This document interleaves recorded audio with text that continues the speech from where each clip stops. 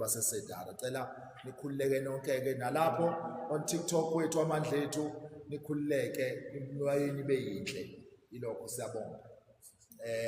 So cela nje ukuthi ngirephaphe-ke nje kancane ngithinte nje leli phuzu elilodwa elithi cishe we are at number 6 days. We 16 days of TVC. Ukuhlukunyezwa kwabantu besifazane abesilisa nabantwana. So mangabe kukhona umuntu la ohlukumezekayo mhlawumbe kwi-relationship yakhe sizocela ukuthi asireportele noma khona enimaziyo ukukhona umuntu omhlukumezayo asireportele. Bakhona umntwana ohlukumezekayo nisireportele because we need to deal with izinto ezinjengalezo. Phansi ngokuhlukunyezwa abantu besifazane phansi. Phansi ngokuhlukunyezwa abantu besifazane phansi. Phansi ngokuhlukunyezwa kwabantwana phansi. Phansi ngokuhlukunyezwa kwabantwana phansi.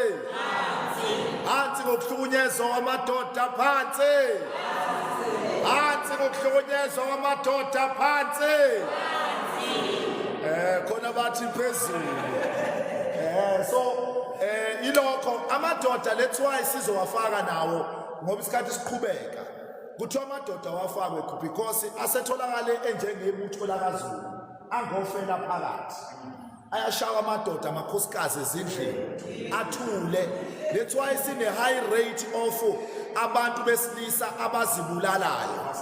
So ingenxa yevasi lapho eqhumayo ezindlini mangabe ukhunyelwa ivasi lapho ukhululekile ukuthi ukhulume nathi sikusize ukuthi ukwazi ukuphunyuka kule vasi lapho obhekene naye endlini.